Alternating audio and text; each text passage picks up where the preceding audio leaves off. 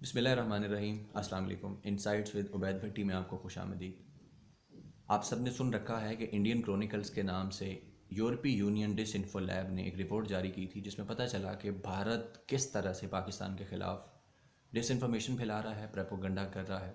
इसी तरह एक पाकिस्तान क्रॉनिकल्स भी है। अब इस पे फ़िलहाल कोई पाकिस्तान का इदारा या कोई सहाफ़ती कोई जो आउटलेट होती है वो इस पे काम नहीं कर रही, लेकिन जो हम जैसे लोग हैं जो सोशल मीडिया पे जर्नलिज़म कर रहे हैं, जिनको मेन स्ट्रीम मीडिया पे मौका नहीं मिलता या जिनके पास कोई बड़े प्लेटफॉर्म नहीं हैं, तो हम अपने तक कोशिश कर रहे हैं कि पाकिस्तान क्रॉनिकल्स के जो सरगना हैं उनको डिस्क्लोज़ किया जाए, आवाम के सामने उनके चेहरे बेनकाब किए जाएँ। इस वीडियो में मैं आपको बताऊंगा कि पाकिस्तान क्रॉनिकल्स के सरगना कौन हैं और यूट्यूब के जो रिपोर्टर्स ने बड़े एंकर्स को बेनकाब करने का फ़ैसला किया है, जिनमें सिद्दीक जान सर फहरिस्त हैं कि वो अदील बड़ाइच और ईसा नकवी के साथ मिलकर अनकरीब एक सिलसिला शुरू करने जा रहे हैं जिसमें पाकिस्तान के बड़े बड़े जो नाम हैं जो कि लोगों को बेवकूफ़ बनाते हैं, झूठी खबरें देते हैं, एजेंडा के ऊपर अपनी खबरें और तज्ज़िये पेश करते हैं जिससे आवाम की ज़हनसाजी की जा सके और सियासतदानों को फ़ायदा दिया जा सके। उसके बाद इन एंकर्स की जो अन्नदाता सियासी जमात है पाकिस्तान मुस्लिम लीग नून, वो इस वक्त कितनी परेशानी का शिकार है।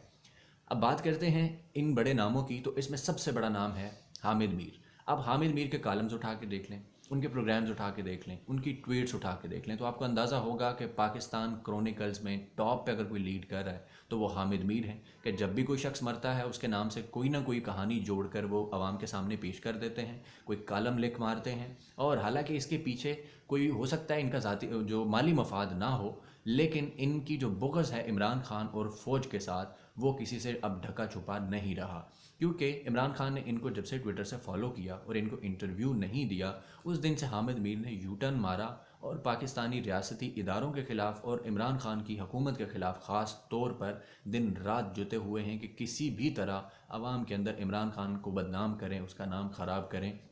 और उससे चाहे पाकिस्तान के सियासी जो मंजरनामा है उसको नुकसान हो, जो अनसर्टेनिटी पैदा हो या पाकिस्तान की मईशत के हवाले से कोई झूठ हो, तो ये उसको बोलने से दुरेग नहीं करते। हामिद मीर की एक मैं ख़ास चीज़ आपको बताता हूँ कि हामिद मीर 2018 के इलेक्शन तक आसिफ अली जरदारी और नवाज़ शरीफ के बारे में उस तरह खुलकर बात नहीं करते थे, बल्कि नवाज़ शरीफ के हवाले से जो पनामा केस था उस पर हामिद मीर का मौक़िफ़ ये था कि नवाज़ शरीफ बिल्कुल दुरुस्त नायल हुए हैं। नवाज़ शरीफ ने अवाम और हुकूमत और कौम के साथ जो है वो दो नंबरी की है, धोखा किया है, इकामा रखा था। पनामा केस जो है वो असली चीज़ थी, वो कोई साजिश नहीं थी। और नवाज़ शरीफ कौम और मुल्क को बेवकूफ़ बना रहे हैं कि जिस तरह कहा जाता है कि इकामा की बुनियाद पर नाअहल किया गया। लेकिन इलेक्शन 2018 के बाद हामिद मीर ने यू टर्न लिया और उसके बाद उनकी आप ख़बरें तज्ज़िये कुछ भी उठा के देख लें तो पाकिस्तान क्रॉनिकल्स की शक्ल आपके सामने वाज़े होती जाएगी। सलीम साफ़ी वो भी यही काम कर रहे हैं और उनका जो ख़ास ताल्लुक़ है वो पाकिस्तान मुस्लिम लीग नून और मौलाना फजलुर रहमान से है। आप नोट करके देख लें, उन्होंने कॉलम लिखने हैं, ट्वीट करने हैं या कोई इंटरव्यू करना है तो वो मौलाना फजलुर रहमान का करेंगे और नून लीग के हवाले से करेंगे, जबकि पीपल्स पार्टी के ख़िलाफ़ हो जाएंगे। जैसे कि अभी हुआ कि पीपल्स पार्टी ने इस्तीफ़ों के मामले पर जब एक डामाडोल किस्म की राय दी तो उसके बाद सलीम साफ़ी जो है वो बड़े गुस्से में नज़र आ रहे हैं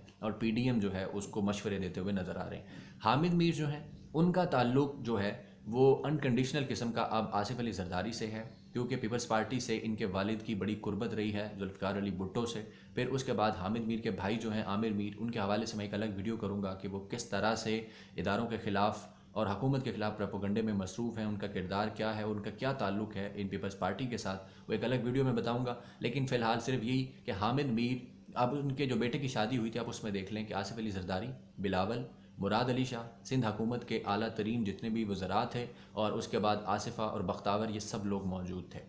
हालांकि हामिद मीर वो शख्स हैं जिन्होंने 90 की दहाई के अंदर आसिफ अली जरदारी का जो सब मेरीन करप्शन स्कैंडल था बेनज़ीर हुकूमत में उसको एक्सपोज़ किया, तो उसके बाद इनकी नौकरी भी चली गई थी।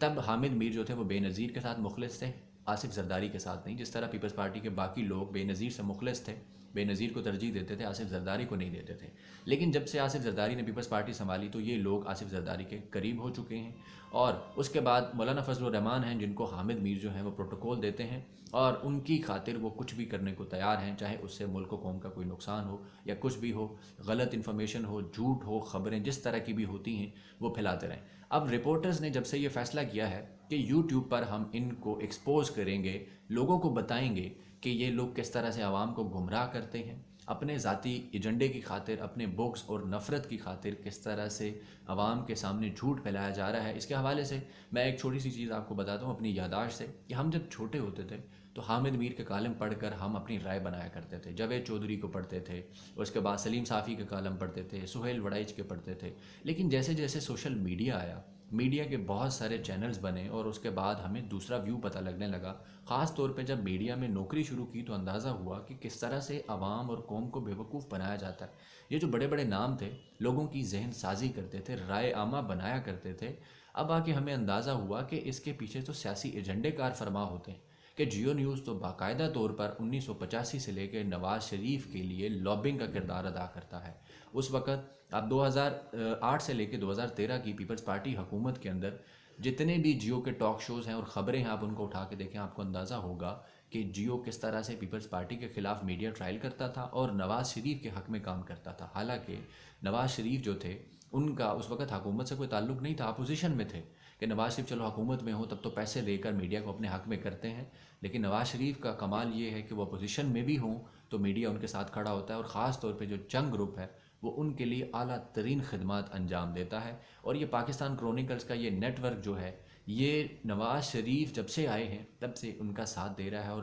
آج بھی یہ لوگ ان کا ساتھ دے رہے ہیں۔ لیکن اب بدقسمتی یہ ہے کہ ان کو ایکسپوز کرنے کے لیے صدیق جان، عدیل وڑائچ، عیسیٰ نقوی اور اس طرح کے بہت سارے لوگ، رپورٹرز جو ہیں، قابل ترین لوگ جو ہیں، وہ اپنے یوٹیوب چینلز پر ان کو بے نقاب کرتے ہیں۔ یہ ادھر سے جھوٹ بولتے ہیں، یہ لوگ اس کو فوری ایکسپوز کر دیتے ہیں کہ کل تو یہ وہ کچھ کہہ رہے تھے اور آج یہ کچھ کہہ رہے ہیں۔ اب حامد میر کا آپ نیا طریقہ واردات دیکھیں کہ وہ اپنا جو ان کا یوٹیوب چینل ہے کیپٹل ٹاک ود حامد میر، اس پر عمران خان کے پرانے انٹرویو اٹھا کے ان کو کٹ کر کے اپنی مرضی سے ان کو جو ہے اپلوڈ کرتے ہیں، تاکہ عوام ان انٹرویوز کو دیکھے اور عوام کے ذہنوں کے اندر یہ بات اور سوال اٹھے کہ عمران خان جو ہیں وہ پہلے کیا کہتے تھے اور آج کیا کہتے ہیں۔ یہ بھی ایک طریقہ کار ہوتا ہے، ایک مطلب جو انفارمیشن وارفیئر ہوتی ہے نا، اس میں ایک بڑا طریقہ کار ہوتا ہے کہ آپ ٹائمنگ کے حساب سے کسی کے بیانات جو ہیں ان کو نشر کرتے ہیں۔ حالانکہ حامد میر یہ بھول جاتے ہیں کہ ہمارے پاس، عوام کے پاس اور میڈیا کے پاس ان کے وہ سارے بیانات موجود ہیں جو کہ وہ اس سے پہلے آصف علی زرداری کے بارے میں دیتے رہے، ان کی کرپشن کے بارے میں، نواز شریف کے بارے میں، ان کی کرپشن کے بارے میں، مریم نواز کے بارے میں کہ مریم کیسے صحافیوں کو واٹس ایپ پر کنٹرول کرتی ہیں۔ اور آج حامد میر جو ہیں وہ اسی مریم اور اسی نواز شریف کے سب سے پیارے اور سب سے بڑے سپہ سالار بنے ہوئے ہیں کہ پاکستان کرونیکل جو ہے ان کو جو ہے وہ لیڈ کر سکیں، عوام کو گمراہ کر سکیں، لوگوں کے ذہنوں میں موجودہ جو پی ٹی آئی حکومت ہے اس کے بارے میں غلط فہمیاں پیدا کریں، اور اس کے بعد جو پاک فوج ہے، خاص طور پر جو اسٹیبلشمنٹ ہے، جو دیگر ادارے ہیں، ان کے خلاف پروپیگنڈا کیا جا سکے۔ لیکن جیسے ہی صدیق جان نے یہ اناؤنسمنٹ کی ہے تو میرے ذرائع کے مطابق صحافی یہ حضرات جتنے بھی سینئر رینکر ہیں یہ پہلے بھی پریشان تھے، لیکن اب ان کی پریشانی میں مزید اضافہ ہو چکا ہے، کیونکہ اب صدیق جان باقاعدہ ایک پروگرام لے کر آ رہے ہیں جس کے اندر اسلام آباد سے جو کمپیٹنٹ صحافی ہیں جو یوٹیوب پہ کام کر رہے ہیں، عدیل وڑائچ اور عیسیٰ نقوی اور دیگر لوگ بھی ان کے ساتھ شامل ہیں، تو یہ ان کے جھوٹوں کو ایکسپوز کرنے کے لیے ایک باقاعدہ پروگرام کریں گے جس سے ان کی پریشانی میں اضافہ ہو چکا ہے۔ اور ان کی جو انداتا جماعت ہے پاکستان مسلم لیگ نون، جو کہ ان کے سر پہ آج تک حکومت کرتی آئی ہے، رائے عامہ ہموار کروا کے، لوگوں کے ذہن سازیاں کروا کے حکومتیں کرتی آئی ہے، اپنے فوائد لیتے آئی ہے، وہ پہلے بھی ان لوگوں سے پریشان تھی، اب مزید ان میں پریشانی جو ہے وہ دوڑ گئی ہے، اور ان لوگوں سے کہا گیا ہے کہ یہ جو یوٹیوب رپورٹرز ہیں ان کے چینلز کو رپورٹ کیا جائے، ان کے کنٹینٹ کو رپورٹ کیا جائے، کمنٹ سیکشن میں جا کے گالیاں دی جائیں، برا بھلا کہا جائے، لوگوں کو بتایا جائے کہ یہ لوگ جھوٹے ہیں، یہ لوگ بوٹ پالچیے ہیں، عمران خان کے پے رول پر ہیں، نواز شریف کے خلاف سول سپرمیسی کے خلاف کام کر رہے ہیں اور میڈیا کو بدنام کرنے کی سازش کر رہے ہیں۔ اور اس کے علاوہ جو ٹویٹر کے اوپر ان کے خلاف کمپین چلائی ہے، جیسے کہ کچھ دن پہلے صدیق جان نے جب طلعت حسین کو آئینہ دکھایا ڈان نیوز کے شو کے اندر، تو اس کے بعد صدیق جان کی کردار جو ہے اس کے خلاف مہم شروع کر دی گئی، ان پر انگلیاں اٹھائی گئیں، اور اس میں کئی صحافی بھی پیش تھے، صاحب اس میں شامل تھے اس کمپین کے اندر کہ صدیق جان کو برا بھلا کہا جائے، لیکن عزت ذلت تو خیر اللہ کے ہاتھ میں ہوتی ہے۔ میں ایک چیز نوٹ کر رہا تھا کہ صدیق جان کے فالورز جو تھے، نیا اس کا جو ٹویٹر اکاؤنٹ ہے، پرانا تو سسپینڈ کیا ہوا ہے ٹویٹر نے، تو نئے اکاؤنٹ پہ کو 12-13 ہزار فالورز تھے، لیکن جب سے ان کے خلاف کمپین شروع ہوئی اور ڈان نیوز کا پروگرام ہوا، اس کے بعد تقریباً 20,000 سے زائد ان کے فالورز جو ہیں وہ ٹویٹر پر بڑھ چکے ہیں۔ تو اس بات سے بخوبی اندازہ ہوتا ہے کہ عوام جو ہے وہ حق اور سچ کو پہچاننے کی صلاحیت رکھتی ہے۔ عوام کو اب پتہ لگ چکا ہے کہ کون لوگوں کو بیوقوف بنا رہا ہے، کون سیاسی ایجنڈے جو ہیں ان کو نافذ کرنے کے لیے، ان کے لیے کام کرنے کے لیے دن رات کاوش کر رہا ہے، کوشش کر رہا ہے، اور کون سچ اور حق کو سامنے لانے کے لیے کوشش اور محنت کر رہا ہے۔ آپ دیکھتے ہیں کہ نون لیگ اور یہ جو دیگر صحافی ہیں یہ کس طرح سے صدیق جان اور ان کے ساتھ جو دیگر لوگ ہیں ان کو کاؤنٹر کرنے کی کوشش کرتے ہیں، ان کی کردار سازی کی مہم کس طرح سے چلاتے ہیں، اور انشاءاللہ ہم بھی یہاں موجود ہیں۔ ہم اپنے ان رپورٹر بھائیوں اور ساتھیوں کے لیے کام کرتے رہیں گے، اور پہلے بھی کر رہے تھے۔ حامد میر اور ان جیسے جتنے بھی بڑے بڑے نام ہیں، منصور علی خان ہو گئے، اس کے بعد بنش سلیم ہو گئی، آسمہ شرازی ہو گئی، نسیم زارا، نجم سیٹھی، عمار مسعود، فخر دورانی، یہ جتنا بھی جنگ گروپ ہے خاص طور پہ ان کے حوالے سے میں پہلے بھی ویڈیوز کرتا رہوں گا، اور انشاءاللہ آئندہ بھی میں اپنا حصہ اس میں ڈالوں گا